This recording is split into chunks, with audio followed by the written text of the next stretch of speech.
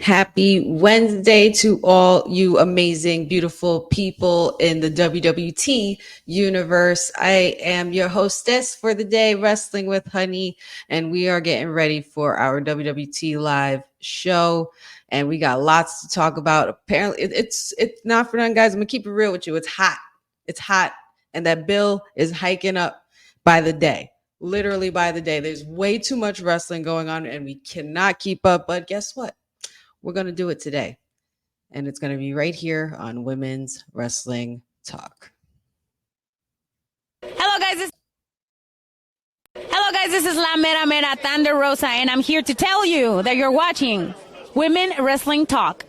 10, 9, 8, 7, 6, 5, 4, 3, 2, 1, 0. Women's Wrestling Talk, the #1 women's wrestling network on the planet.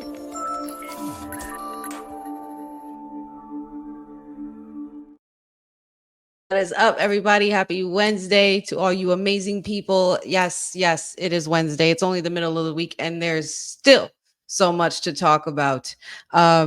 Yes, welcome to Women's Wrestling Talk. WWT Live as part of Women's Wrestling Talk, the #1 women's wrestling network on the planet. And there's when there's one, there's not, there's one another not too far behind. And I have the former mayor, or maybe possibly be reelected mayor.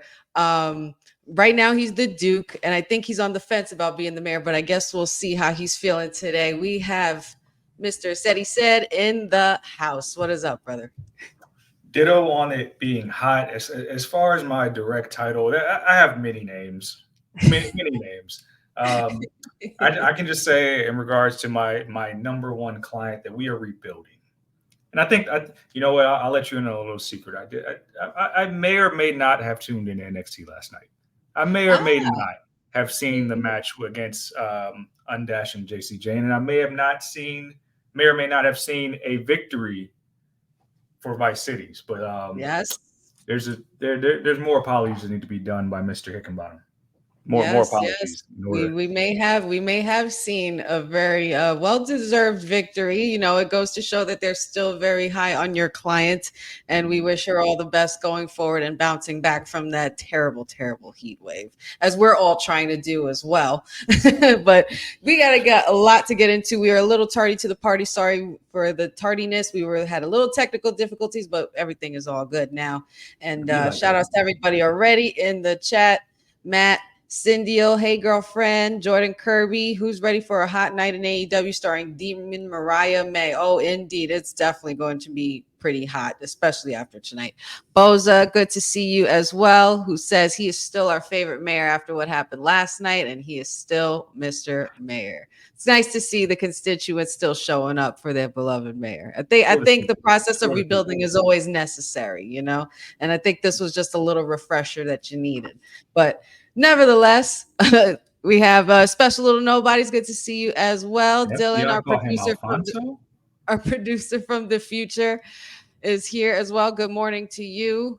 Lola getting that W. Yes, we're going to get into all of that as quick as we can, at least before Dynamite proceeds to begin at 8 o'clock, which we are going to get into. But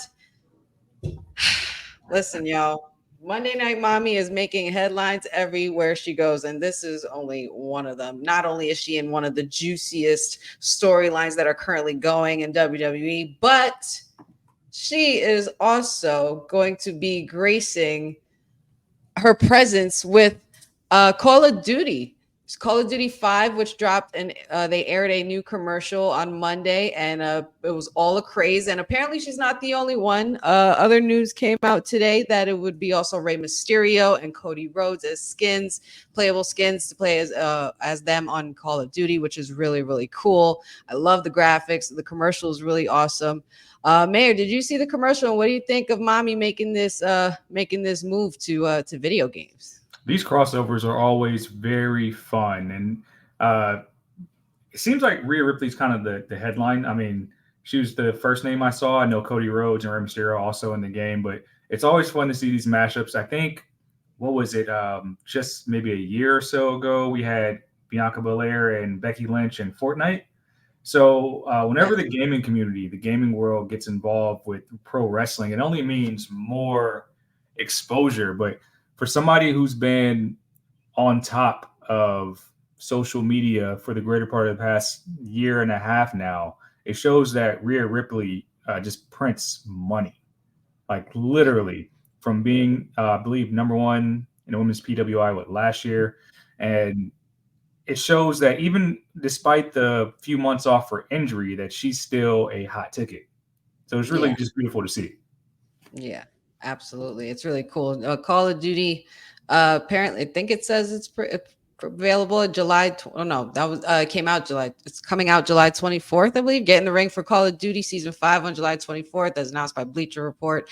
You get to play as Rhea Ripley, Rey Mysterio, and Cody Rhodes. They're all will be playable characters in the game. That's pretty awesome. They had really cool pictures, and I tried to snatch those pictures, but they weren't letting me put them up on the website because they're fresh and new. We was trying to get that scoop, that exclusive scoop. But the trailer I wish also, I could justify my gamer. I'm a little too old for the Call of Duty. I'm not really good at the first person shooters. yeah, I'm not either. Honestly, Call of Duty was never my cup of tea, though. I had lots of friends that are really into it, including my brothers, both my little brothers as well. Along, I mean, I don't know. I haven't really been an avid game player in a while. I think the last couple of games I actually played was maybe like an old Grand Theft Auto. Like I like the classics, like I got let's see, Red Dead Redemption was always great. I think that was probably one of my favorites. But I never really got into the Call of Duty. I get too frantic and I start like shooting in circles up in the air, and it's just too much. I can never get control of it. Well, the But world this nevertheless, week is definitely on the video game. So all I see on my timeline is NCAA college football, yeah. which is dominating. Just I think Dawkins had All a the couple yeah. videos playing college football, and I think the last time NCAA was out was either my sophomore or junior year of high school. So Oh that's wow. a really big game. But I'm pretty sure we'll see some stuff with this on Up Up Down Down. Uh, Oh man. but the gaming world and wrestling world are almost intertwined at all times. Yeah, this is gonna be really cool. I mean, honestly, if I was into the Call of Duty thing, I might give it a purchase. But I mean, it looks great. The graphics look awesome, and it looks like the Rhea Ripley that we had pretty much when she like just turned with the Judgment Day, and she had her really short cut. But the graphics look awesome. I really like it for her. Yeah. This is a great deal. This is obviously a lot of crossover. The crossover continues basically, and we know that WWE is filled with superstars that are very fond of playing video games, such as Zelina Vega, of course, Xavier Woods, Up Up Down Down, and all that stuff. So this one's for the gamers, and this is a real treat. So if you love mommy and you love video games, especially Call of Duty, I would suggest you pre-order this whenever they announce that happening. Moving on, we didn't get to touch upon this on Monday because we had a very special guest. We had Mark Raymundi from ESPN, and he was promoting his book that'll be coming out next March, which is the Say Hello to the Bad Guys book about the NWO. But we didn't get to touch upon this topic with Io Sky winning big at Marigold. Why isn't it switching? Why is it not switching? Am I bugging? There we go. Okay. No, sir. I was gonna say, Io Sky wins big at Marigold. She faced. I don't want to mess up this name. Let me see. Utami Hayashita. Yeah, Utami Hayashishita. In a very big event, Marigold was pretty packed. He also had Sarray defeating Julia for the inaugural Marigold World Championship, and a lot of other cool things happened there. What did you think? Did you get to see anything that transpired during this match, or any highlights from this match, or takeaways that you have from this match, Mayor? I saw the highlights. Didn't get to see it live, but this type of partnership is beautiful because of just I would say the Asian presence, the wrestlers that are in WWE being able to go over to Marigold. A lot of people made a lot of fuss of when Julia was in the contract talks, and then she was backstage with Rossi Agawa. So this is actually really good that we're going to see this partnership continue to flourish. You have, I guess, technically you have a couple current WWE superstars and Julia, as well as EO competing on the card, EO being victorious, Julia falling to Sari, who was just in NXT a couple years back. So I think it's can always be. It just shows that WWE is open for business, Oh yeah. especially with the Japan tour they're doing a little later this month, knowing that um, I believe EO will be there as well. Other superstars will be performing, but also that um, Miko Satomura is going to be on that tour. So I think there's a lot more to be done overseas with Marigold and the Japan landscape. But that's a partnership that I feel like, if done right, Yes. it can really be huge for WWE and a lot of these other promotions. Just seeing the TNA partnership help flourish TNA. Imagine, and I know I'm just pontificating and think a little far ahead, but imagine if WWE could get some of that New Japan stamp uh, as one of the bigger promotions in Japan. But thinking far ahead, it shows WWE is willing to work and partner. And EO threw it back to her Stardom days, and I'm pretty sure it was a sight to see for a lot of the fans in attendance. But it's just beautiful to see that these crossovers can happen with like no harm, no foul nowadays. Yeah, I'm kind of with Dylan on this one. WWE rebuilding the Forbidden Door. They really are. It's really cool and interesting, to say the least, for lack of a better word, that how well and deep these partnerships go with WWE, and how much they're willing to expand their product, and also make it something that's also for the superstars as well. Io Sky is obviously very well known in Marigold, and we're going to get into the next one as well, which would make enough sense. AJ Styles as well. He defeated Marufuji in Japan. He had an awesome debut in his return for what was it, Pro Wrestling Noah. And it was a really, really good match. Both superstars also, like Io Sky and Utami, showed some great sportsmanship towards the end of their match. And AJ Styles walks away with the victory. Mayor, what do you think? This was the one that really set everything ablaze. But I thought it was the perfect, you want to call it hiccup, whatever we're doing with AJ Styles on the SmackDown brand, to kind of go overseas and kind of revisit some of what he was in overseas when he was in New Japan. Being able to wrestle for Noah, I was a big fan of seeing Shinsuke wrestle for Noah just at January 1st last year. So again, being able to do these crossovers, being able to send more superstars to help elevate these brands, strengthening these relationships worldwide is only going to make WWE that much more stronger.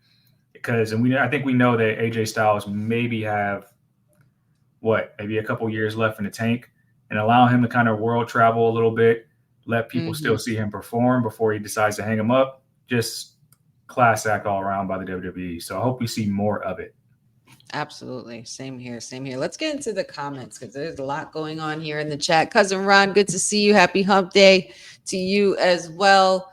Let's see. Oops, I clicked on the wrong thing. Jordan says, Cousin Ron, even though it's Wednesday doesn't mean it's hump day. Yes, actually it does. Because it's the middle of the week. It's the camel hump. What else would be hump day if it's not Wednesday? Yeah, that doesn't kind of make sense. Bobby, good to see you as well.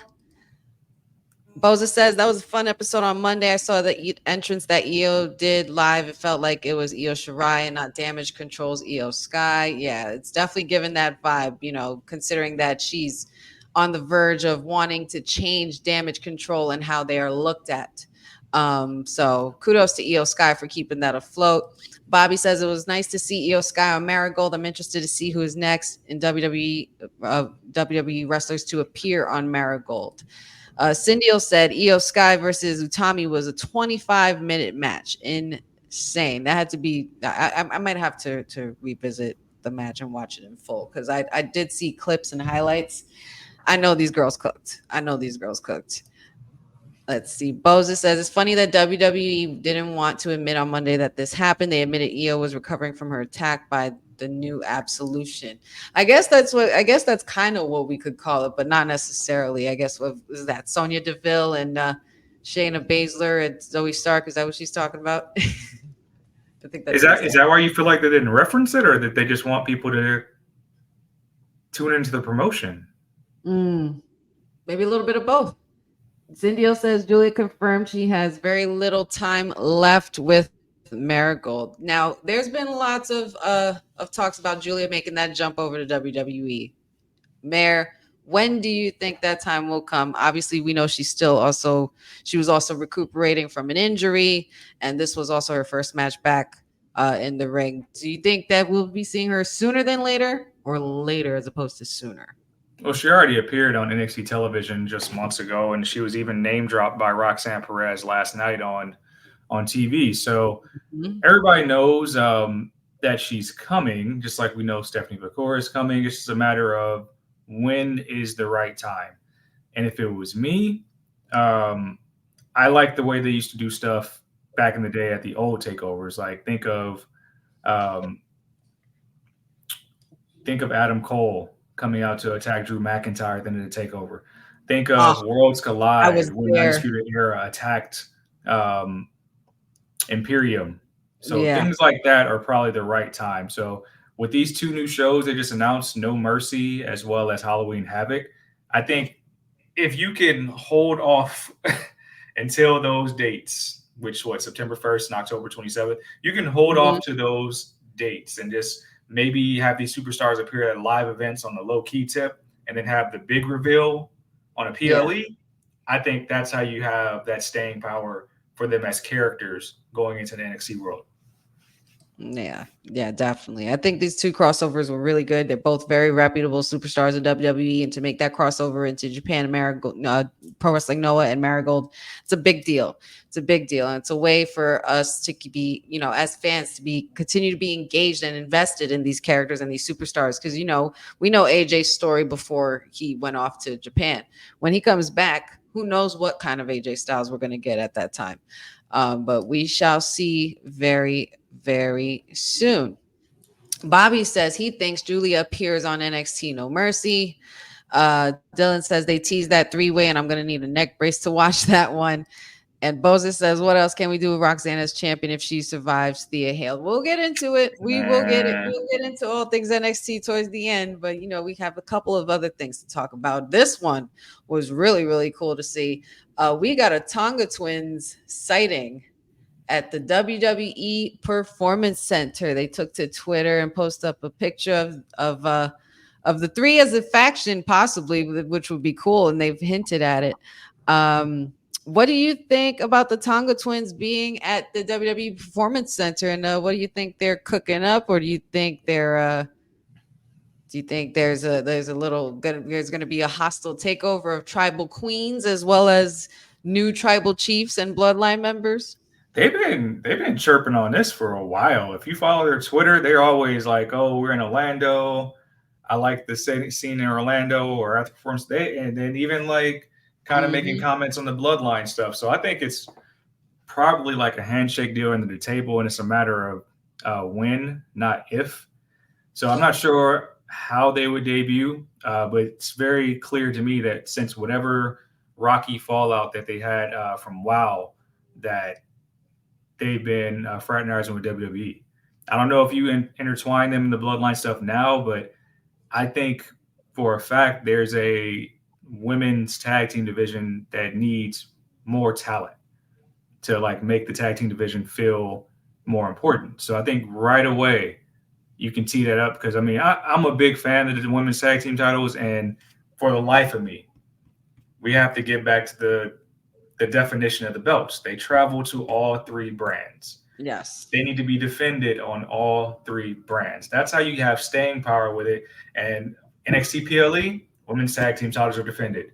Monday Night Yes. Raw, defense. SmackDown, defense. You are creating more television by doing this. So I hope that there is a debut soon. I think a lot of people are coming through that NXT pipeline. But if it is Bloodline affiliated, I mean, we've seen people just go straight into that storyline. So I'll be here for it if that happens. Yeah, yeah. For quite some time, we've been talking about a Tonga twin takeover or possibly joining of the bloodline. And if these girls get into WWE, the I would have to say the tag team division is in some trouble, especially if they're going to be on the level of some bloodline stuff. You might want to look out for the Tonga twins. We got some cool comments here. Jordan says the reason Thea Hale's challenging. Oh, I guess this is going back to the topic beforehand. The reason Thea Hale's challenging Roxanne is because Julia's debuting soon, and also Thea might win the North American Women's Championship. Possibly. I don't necessarily see that happening, but possibly. I'll say that's a possibility. Great comment, though. Bobby says the Tonga twins will be a great signing for the women's tag team division in WWE, and I would have to agree. Special little nobodies. Awesome for the Tonga twins. I was wondering where their next move was. I think they were making it very clear from the jump. They have a really good way, superstars especially have a really good way of just playing in our face. And this is definitely a great example of that because we know exactly whose ring that is. Boza says, saw this photo, cool that they're there. There were comments underneath with people because the Samoan Tonga family is so big that everybody's getting signed. Listen, Cody Rhodes says it every time his theme song starts. Wrestling has more than one royal family. And you want to talk about the largest one, it would have to be the Samoans and the Tongans for sure. Cindy says, when the Tonga twins powerbomb Stratton for Queen Nia. Ooh, you stir in the pot, sister. Stir in the pot. Yes, Dylan. Yes, they are friends of ours, the Tonga twins, and we can't wait to see what moves they make going forward. Can't wait to see what they bring to the table. See what I did there? Jeffrey says, I've been following Tonga twins for a while, and I'm happy for them. Jordan says, Tonga twins are going to win the tag titles and hold them for 5,000 days. That's a possibly. Listen, nobody predicted Roman would hold the belt as long as he did. But at this point, anything is literally possible. Bobby says maybe Tonga twins could wrestle on NXT and wrestle against different tag teams on NXT. If you were to put Tonga twins on the roster, where are you putting them? Are you putting them in NXT? Are you putting them on Raw, or are you putting them on SmackDown? What do you think, Mayor? I think you start with NXT just to build the notoriety up a little bit before transitioning them to a bloodline storyline or something major like that. Again, I mean, there is some serious depth in NXT women's division. However, if I look around, I would say as far as like those true tag teams, maybe not many. I mean, you can kind of say this new faction that JC Jane has. You can have JC and Fallon or JC and Nix. There are people that band together, like for whatever reason, and we'll talk about this in a little bit because I don't want Maple Leaf Xia Li around my queen Lola Vice, but maybe her and Sol Ruka are a thing now. But you can easily make pairs. You can make pairs for people. Not fake Xia Li. It's two completely different kinds of women here. Like I don't know. But we will have to just wait and see where the Tonga twins land and where they go from here. But all we know is that they are in the territory, they are in the area, and they are lurking and they are cooking. So let these girls cook. If I had to put them anywhere, I'd probably put them on SmackDown because that's the obvious thing. I would just build up that bloodline roster, have the men and the women just completely take over, even though this isn't my bloodline. Just saying.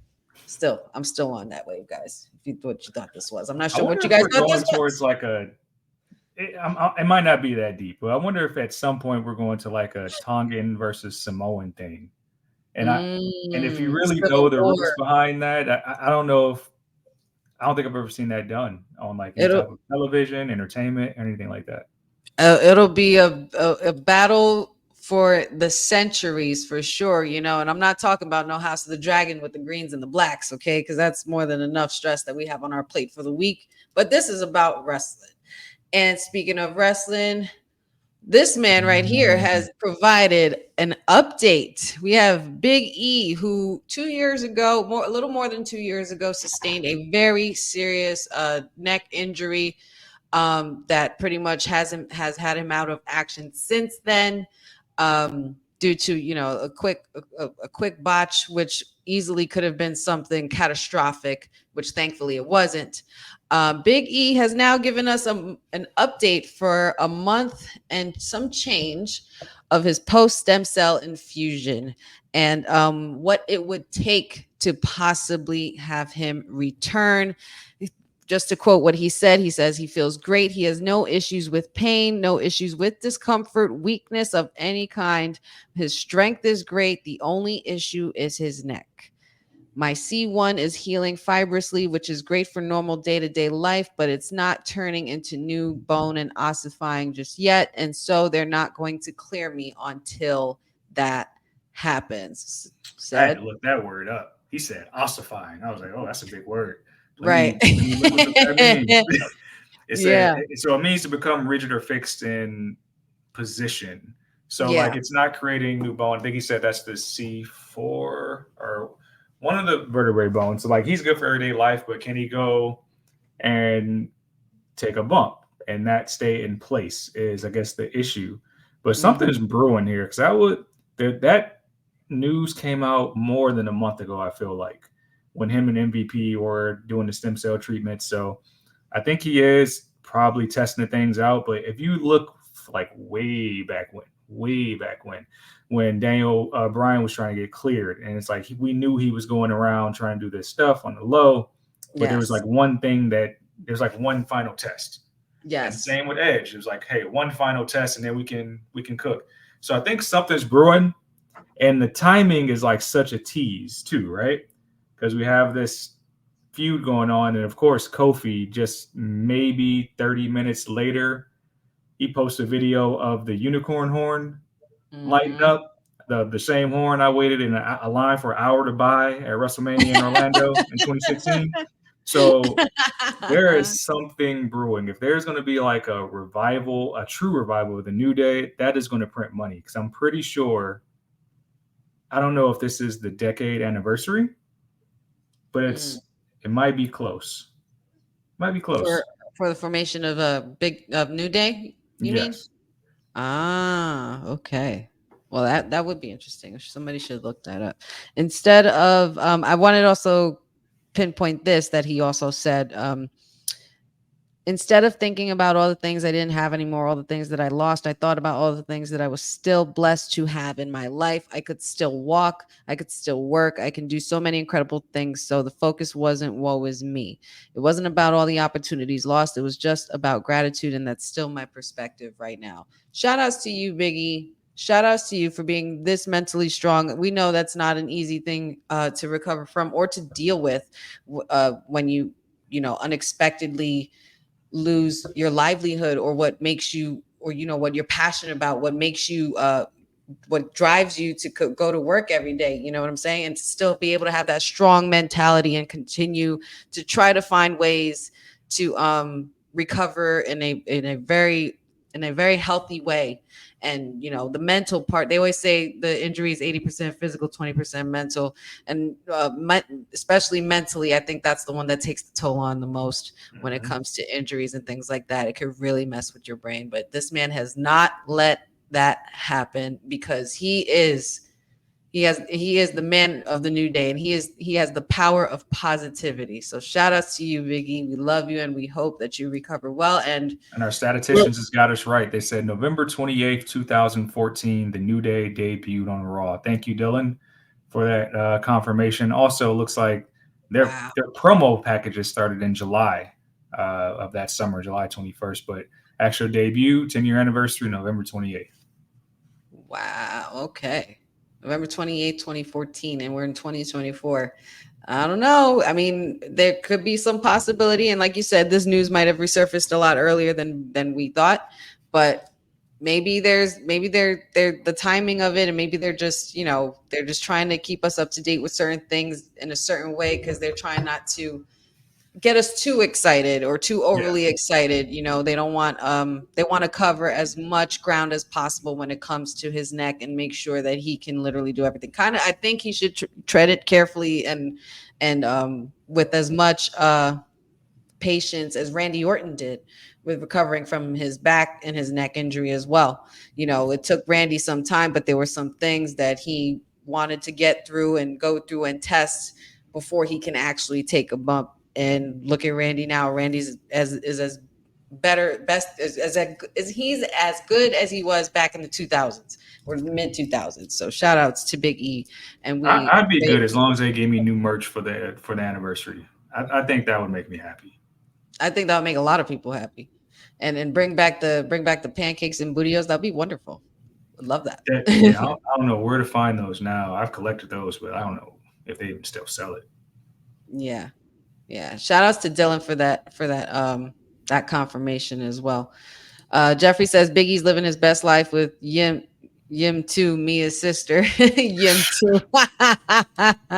Dylan says they need to do something for the anniversary regardless. Yes, I think they should, regardless if he's injured or if he's cleared or not. They should definitely still celebrate because the New Day is definitely one of the most celebrated factions in WWE history and will go down as that. Boza says, appreciate Biggie updating us on his journey. We want him at peace. I'm sure WWE will do something on that day to celebrate. Cousin Ron posts a question. Any chance they're playing it safe with a return around the 10-year anniversary? Maybe, but like this storyline means something. I don't know if we can carry this Final Testament stuff for like the next 5 months. Yeah, there's still always time to turn things around, as he says. Unless the New Day like legit break up and Woods joins the Final Testament, like that can, I don't know. That'd be interesting. That would be very interesting. I mean, you never know. You never know. But at this point, we're going to try not to get too excited. We want Biggie to recover patiently and slowly and with as much, I don't know what word to say, but with as much grace to just make sure that he's in a good space and good position to be able to be cleared. So we wish him all the best. Moving from there, we had something really interesting come up per Fightful Select. Ring of Honor, some news in the Ring of Honor promotion is likely to receive more attention and care moving forward. The upcoming tapings in Arlington are being viewed as the potential turning point for Ring of Honor with plans for dedicated taping sessions. The change is expected to lead to more consistent creative output as multiple shows will be recorded in a single day rather than filming weekly before or after Dynamite or Collision. Said, what are your thoughts on this announcement here, and what do you think this could potentially do for Ring of Honor going forward? It can lead to better content, better output, of course, of the Ring of Honor brand, because Ring of Honor that has way too much talent in there to be kind of treated like kind of a third tier show, to be treated kind of like dark Absolutely. at times. So you have a lot of talent there, and we've talked in the past about how the Ring of Honor talent that is dedicated to Ring of Honor does need more of that crossover appeal with AEW and Dynamite, Collision, Rampage, and wins on those brands. So if we can produce better content that doesn't piggyback off of the Dynamite and Collision brands, maybe we can start getting more of that content on the socials to where we can see a lot of this Ring of Honor talent really shine. Yeah, we've definitely spoke in depth and many times on this show about the fact that Ring of Honor doesn't, like, they should do more with Ring of Honor, and there needs to be more attention paid to it in order for it to thrive going forward. Should Tony Khan take the notes, or at least take a few notes, even though we probably know that his ego wouldn't allow him to? But do you think that Tony Khan should take notes from WWE and how they're handling their partnership with TNA? And could that possibly help and drive the wedge going on between the trouble with AEW and how they're booking Ring of Honor? Well, that partner, Tony Khan owns Ring of Honor. He just has to do better by it. The partnership stuff is for things like New Japan. Like, these New Japan stars need to be benefiting from that promotion. We just want to make sure that when you have a Ring of Honor champion appear on Dynamite, they are positioned as a champion of a show, like an entire separate entity, instead of just feeling like they're being thrown into a match with a AEW talent. Same with New Japan talent. Like, we want to make sure that we're adding credibility and just sheer relevance to the Ring of Honor brand, because it's a very historical brand. Absolutely. Yeah, for sure. So Tony Khan, wake up and smell the coffee and figure it out, man. We want more Ring of Honor, and we want to see better for these superstars, because there's a lot of superstars that are on this roster that are just phenomenal, and we've seen them in other promotions as well. But if this is where they want to stay, and what they might as well just keep them there and find something and good storylines to build and good matches with stipulations and storytelling. Like you need to bring the A game if you're gonna do make this change, Tony Khan. But we'll believe it when we see it. We'll believe it when we see it. Dylan says, "Stop putting things behind a paywall all the time." That too. Hey, there is that. There is always that. Make it more accessible.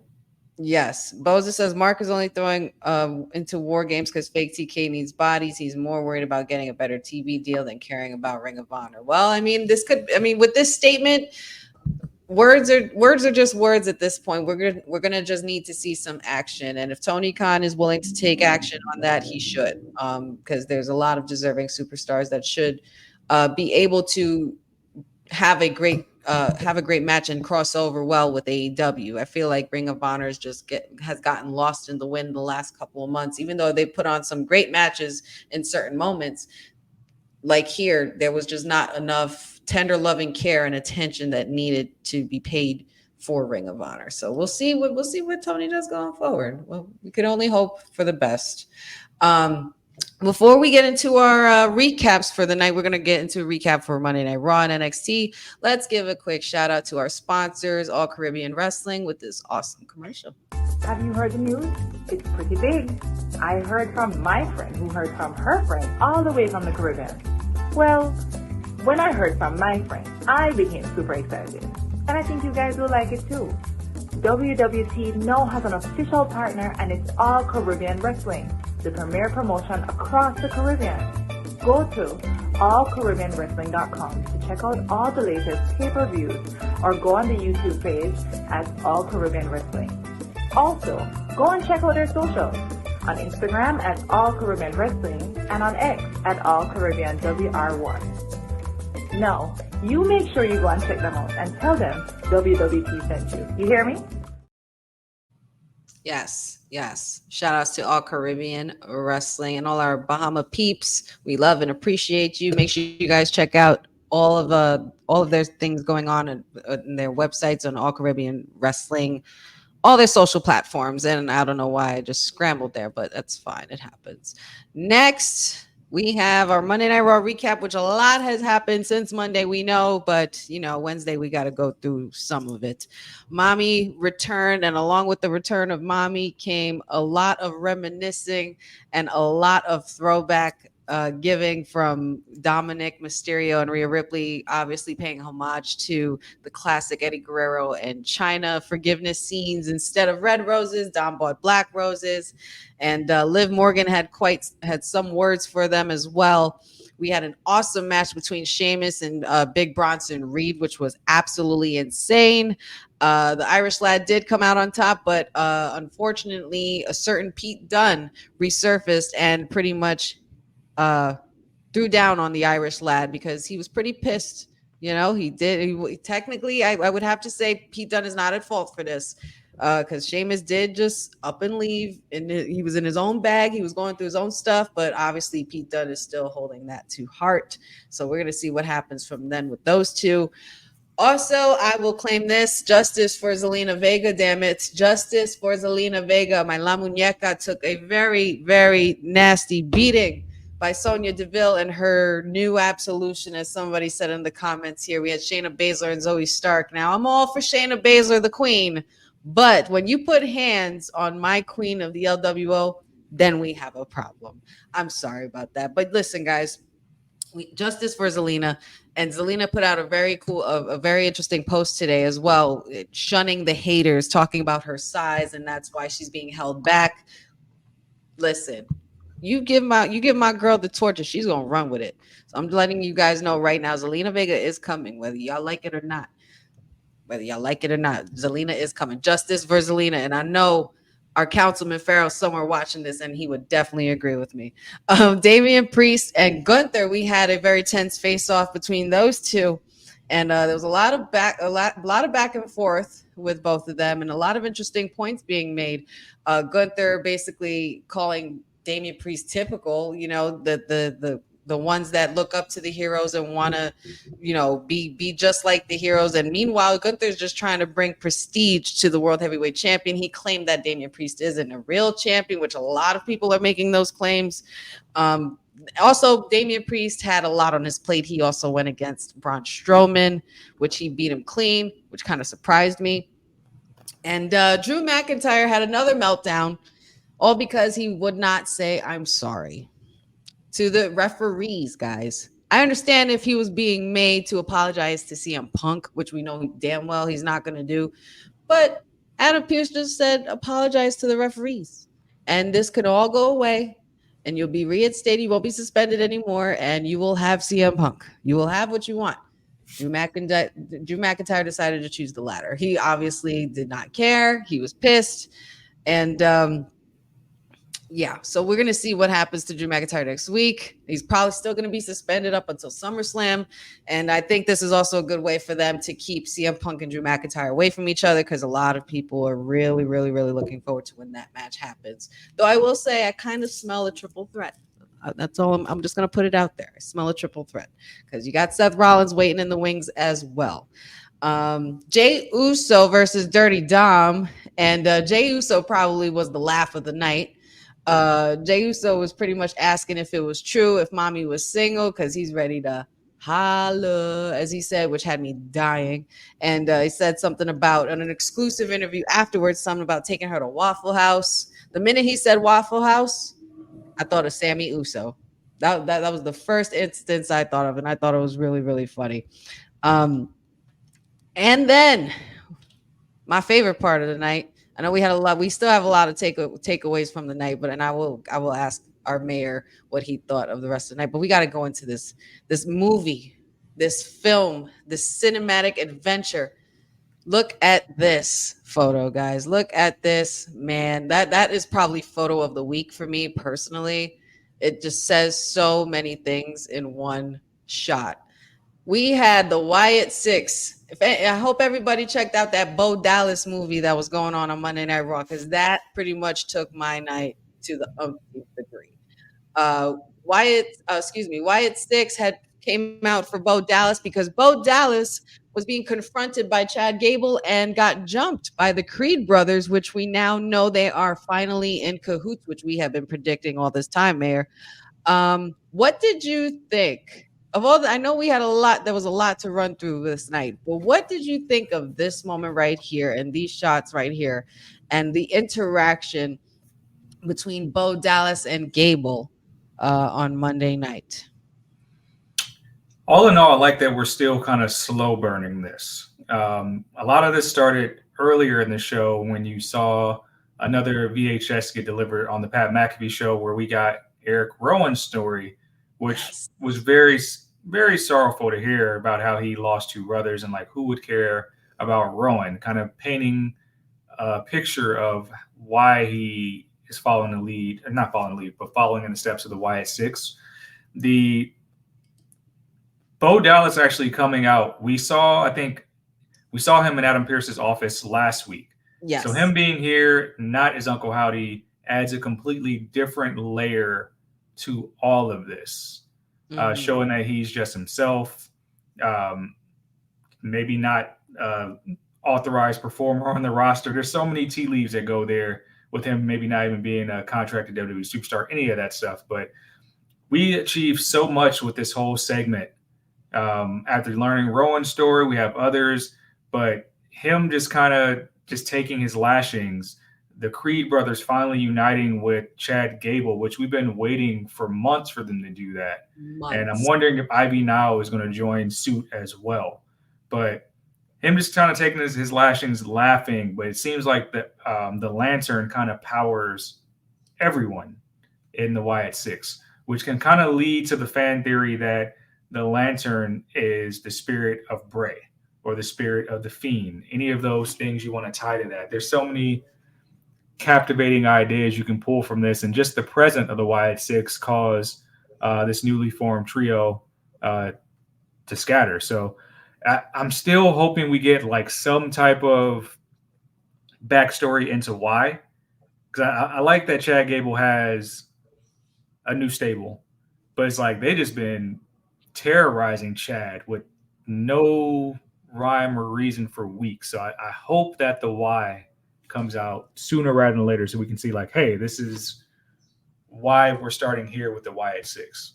Yeah, I personally think that this is one of those situations where, and for those of you who know, you know, our age is showing, mine and the mayor's age is showing a little bit with all the things we discuss.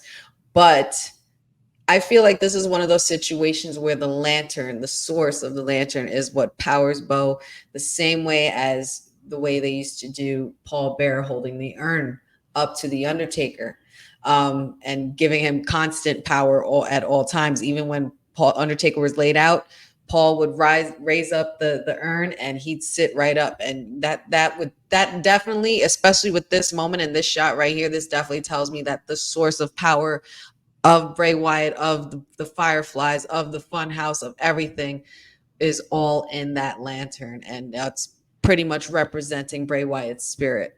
Um, I think this was also really cool, to give us a little twist of Bo coming out not as Uncle Howdy, and it gives us a little bit of perspective as far as the human version of Howdy, and he's pretty much like he's been saying in all the QR codes and all the hints. He is all of us. He is Uncle Howdy. Uncle Howdy is Bo.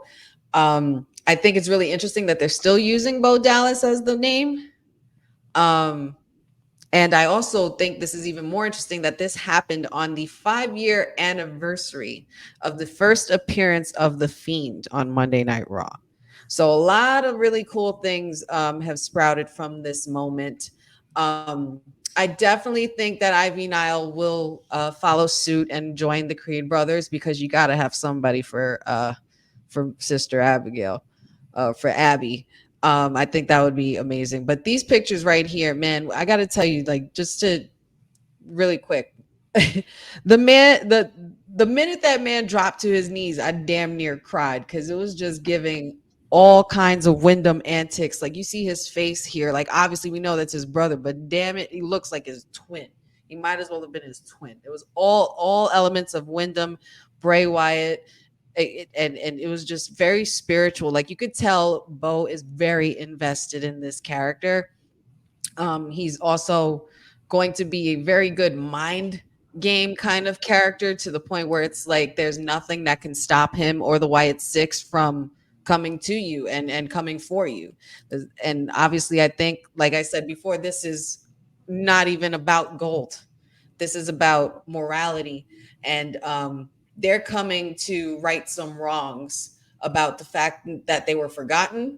Number one, and number two, they're going after people. I think the why.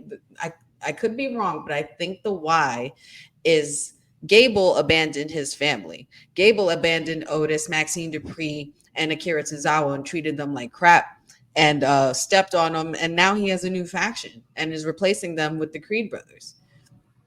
So I think that Bo Dallas has taken that to heart, and he's going to be coming after a lot of people that have neglected their family. I think it's really interesting that it's Gable first, but whenever it happens, if this match happens, Bo Dallas or Uncle Howdy versus Gable is going to be absolutely insane. Absolutely Mm-hmm. insane. Let's go into some of the comments. Let's see. What should Gable and the Creed brothers faction be called now that they are together? What do you think, Mayor? That's a good question. Thank you, Jordan Kirby, for the question. Mayor, I'll pose that question to you. Just call them American Alpha.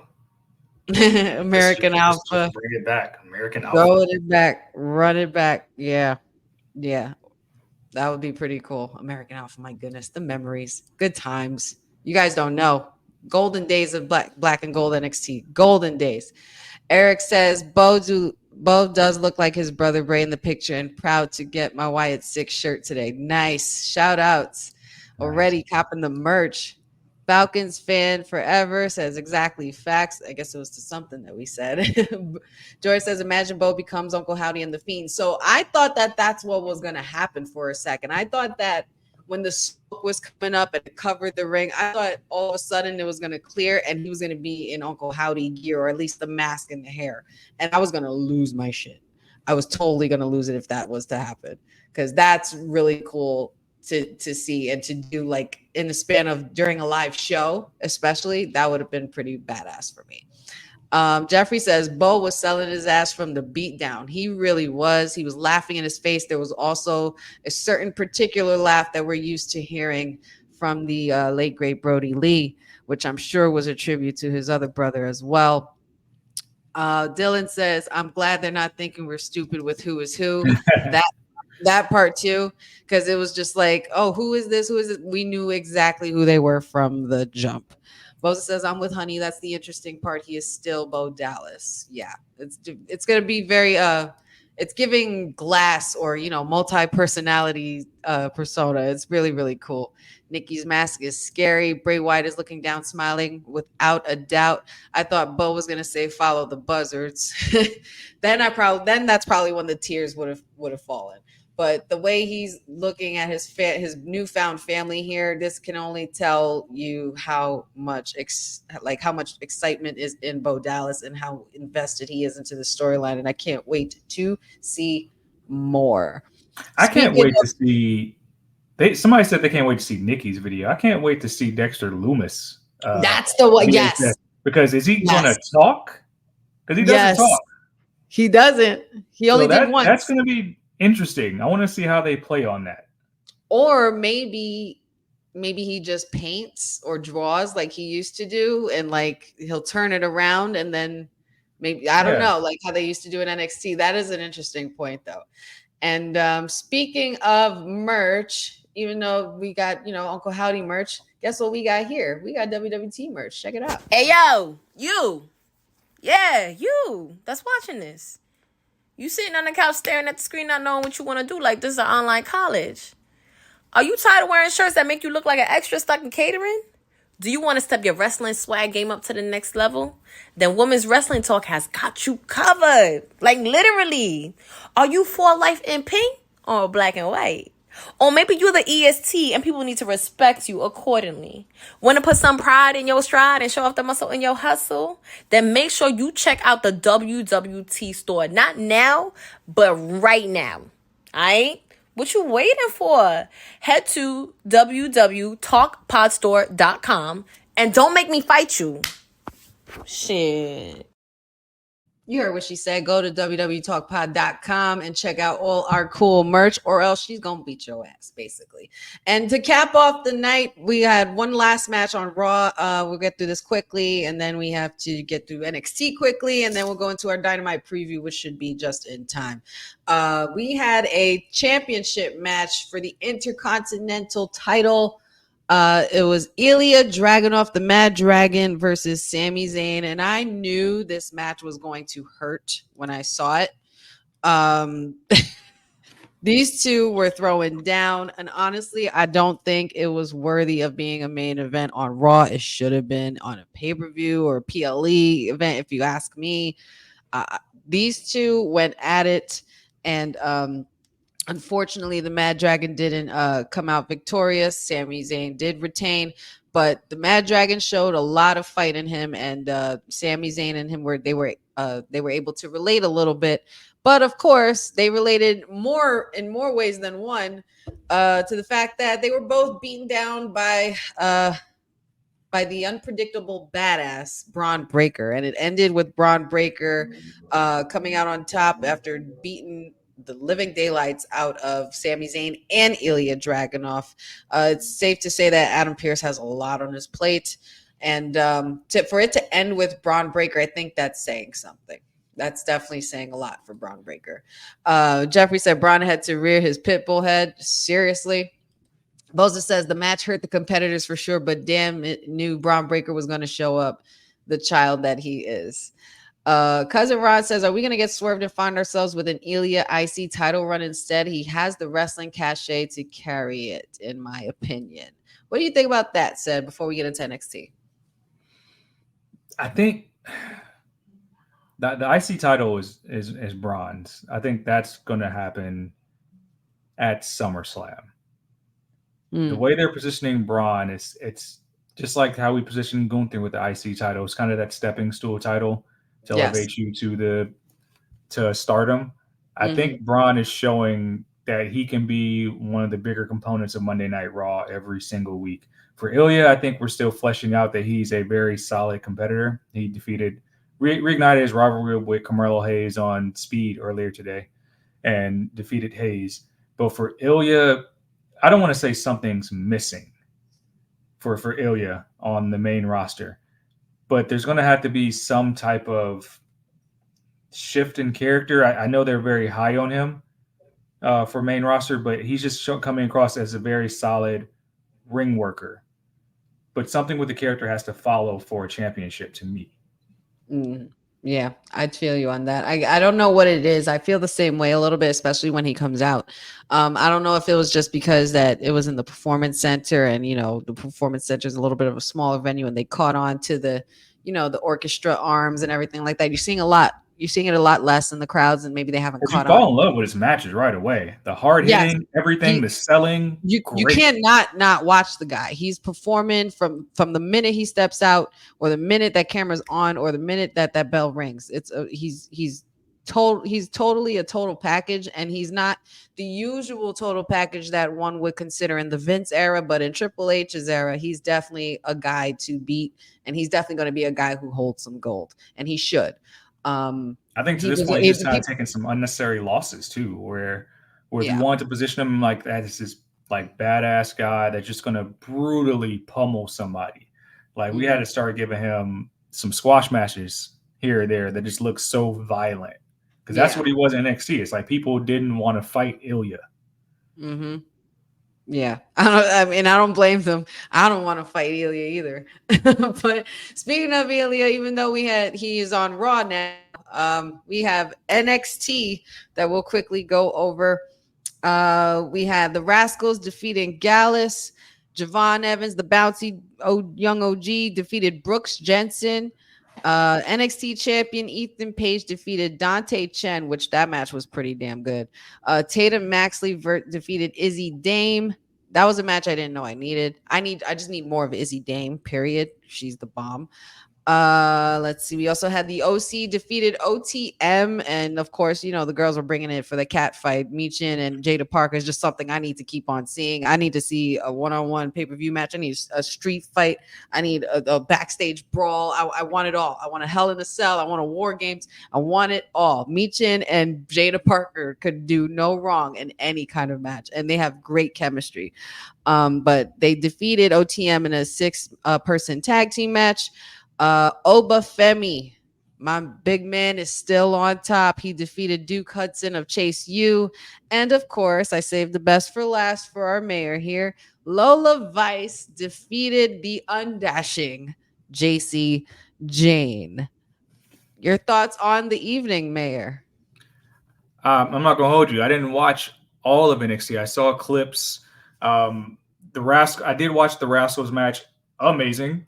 Uh, I hope this partnership continues to flourish. And I hope it's not one of those things like what we do in AEW where you have a partnership just to sign these guys away. I hope that we see more crossover, meaning that if that does take place, maybe some guys drop over to TNA for a long stint. Like I'm looking at people like Apollo Crews and Baron Corbin, mhm. Cedric and Ashanti. There's a bunch of talent that you can cross over. But like that Rascals match, some of the stuff they were doing, oh my God, can we just keep running that back? I'm almost want to advocate for a trios championships to be created. I know we don't need Just more because of them, belts, right? but Just just because of because of them. those three, like it might not be enough to have MSK, but just because of those three. Here in the OC win over OTM says a lot. It lets me know that they're still in the hunt for the tag team titles, but I don't know if the OCers are gonna get those titles. I think they're gonna be the vets in NXT because I really think something's cooking with reuniting MSK. Oh, yes. Um, it is a very interesting time for this partnership. I see people talking about Joe Hendry, who showed up in that first match of the night. Literally, I think Vic Joseph literally said his name and he popped up, which That's what it's happens. You so say his name damn and he silly. appears. It's It is so hilarious. damn silly, but I love it, and It's it's hilarious. dangerous because if you have this phenomena that is Joe Hendry, and I think he had an interview somewhere. He said he has a lot of time left on his TNA contract, but that they are so supportive of him. I'm not I'm not liking what that means for Trick, even tag teaming with him last week because he's more popular. So we're in dangerous territory where you got this guy that's just so popular. They're going to start clamoring for him to take on Ethan Page at some point, And just because yeah. it's so damn entertaining. So Mhm. hell, I even think he did a video package after that first match too. He voiced whatever happened in last week's events. Like it was a Joe Hendry NXT episode, which is It wild. literally was because he was on commentary and then his voiceover, and then he was also in a backstage segment with Gallus because they said Yeah, his name and he literally appeared. The song played and everything, and he clapped, yeah. clapped, and boom, he was there. He's like the fairy godmother. I think it's hilarious. I think it's hysterical. I think it's also very clever, and Joe Hendry. I gotta say, I do believe. I I'm do sports believe. entertained for sure. It's silly. I am sports entertained. Absolutely. It's giving very much sports entertainment. I want to talk about two different things, but first let's talk about uh the potential interest of Tatum Paxley and Wendy Chu. They had a very interesting interaction after Paxley's match last night, and Chu basically handed Paxley the body of a doll that Tatum Paxley beheaded last week, and then she reattached it to the head of the doll, and it matched the doll. It was really strange to me, but I couldn't help but notice, maybe I'm looking too much into it, Tatum Paxley and Wendy Chu kind of had similar coloring on their outfits last night as well, and the fact that Wendy Chu didn't even strike her or do anything to her. She just gave her the doll back so she could put the head on it or whatever it is. And then it led to her interacting with Kaylani, and she had her eye on the North American Championship. Now, do you think that this is something that they're going to capitalize on as far as Wendy Chu and Tatum Paxley, being that they are kind of similar in persona with their weirdness and their darkness? Or do you think that this is just a phase and Wendy Chu is just going to come for everybody? Pax has been just eyeing gold for like the past couple months, even Months. like stealing titles and things like that. She's been eyeing gold. She answered Jordan Grace's open challenge. She stole the title from Rocks. She just wants gold, and I'm still this new Wendy Chu character is still growing on me. I was Chu Crew before I was Vice City, and I think that Wendy Chu has the most range in the entire company with what she's been saddled with as far as character work. She makes everything come to life. I don't know what this dark character would mean because she can go in the ring. It's just like, how far can we take it? Do we want to take it to world title contention? I was kind of digging the sleepy girl gimmick. I thought that was interesting. It was different. It was lighthearted. Yeah. Um, but I think the mid card might be a position right now. Paxley and Kalani would be an amazing match.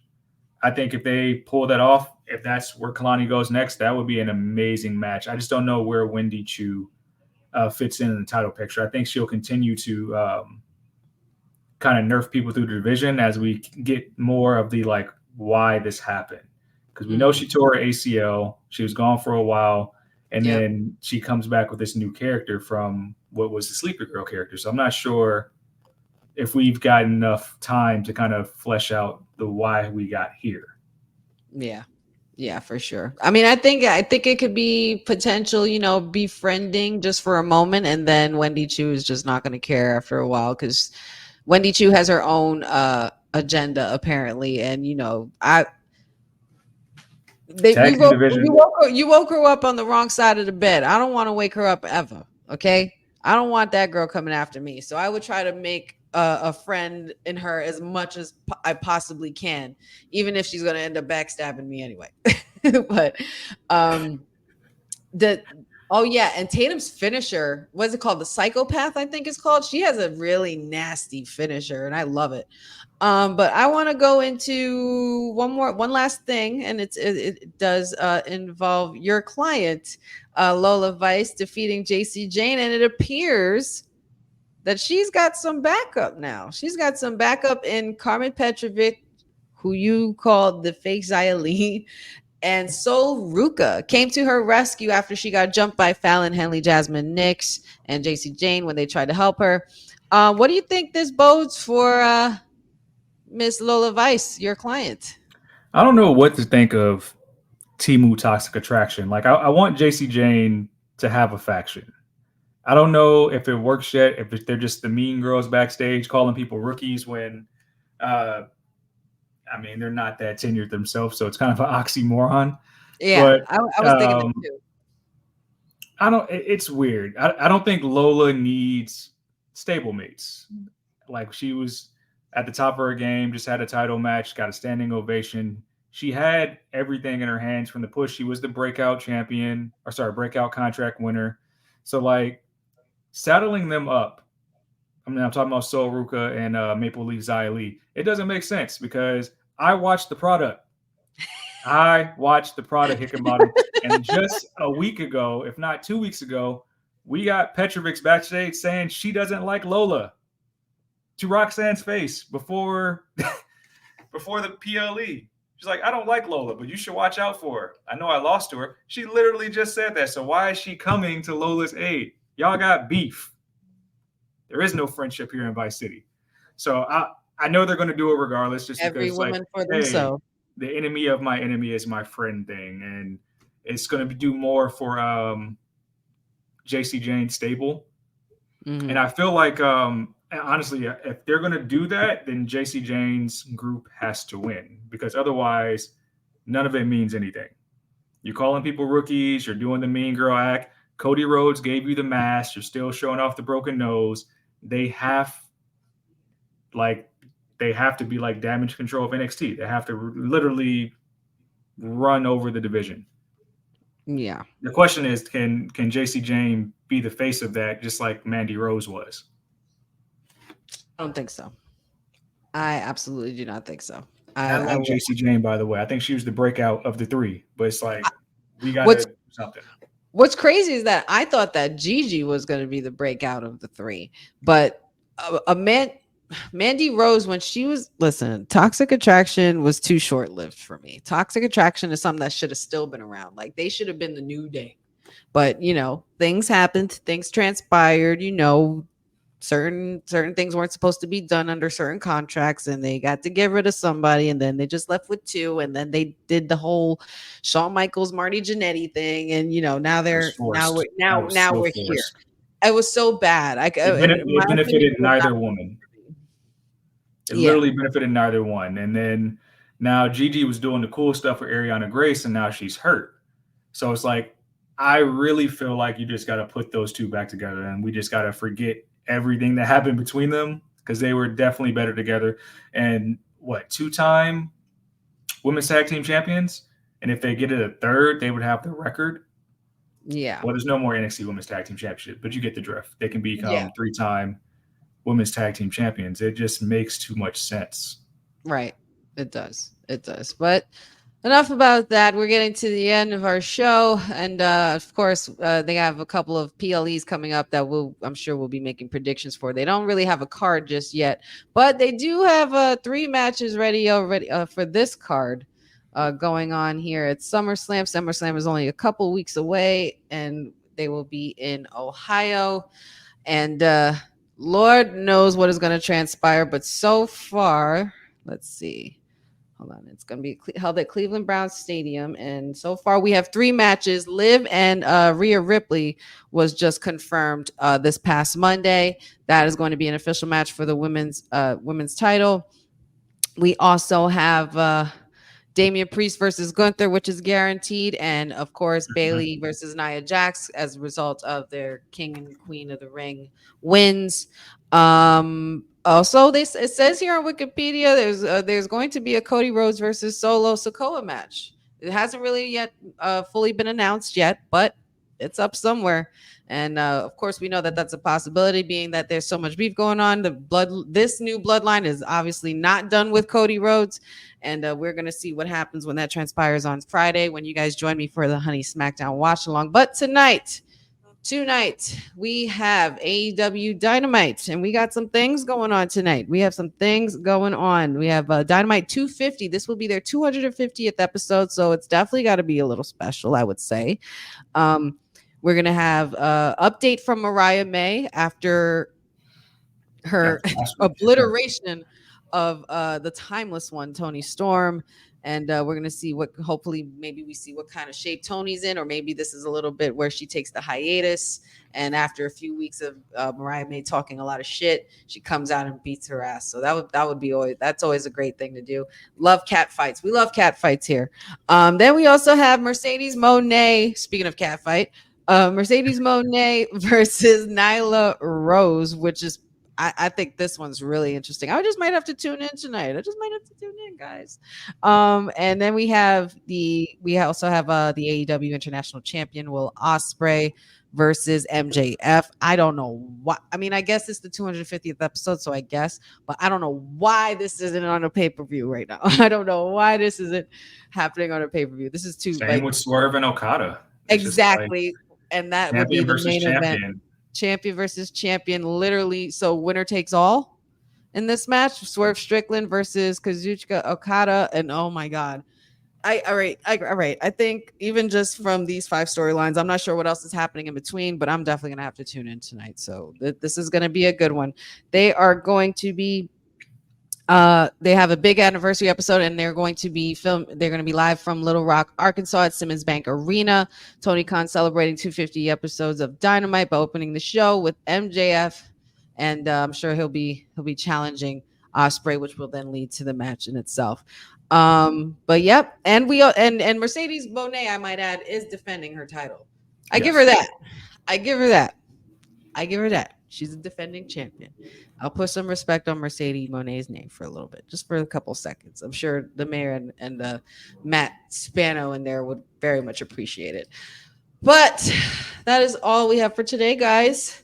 That is a wrap on our WWT live show. Sed, is there any final thoughts you have on anything that we might have discussed or anything you might have heard before we went live? Any breaking news or anything like that? And where can the good people find you? Keep getting healthy, Biggie. That's the takeaway I have for today's news. Is keep getting healthy. We miss you. We love seeing you on the pre-shows and the kickoffs. So hopefully this leads to more life and more health. You can lost your damn mind, and I'm gonna help you find it. Miss those days. You can find me on the Twitter machine that says a CEDD_SAYS. On the gram, it says the answer. Check out my journalism work on CedricDWeldon.com. I believe there's an article going up, if it's not up already, on wwtalkpod.com. Me looking at what you should know about Stephanie Vacour, who should be joining NXT very soon.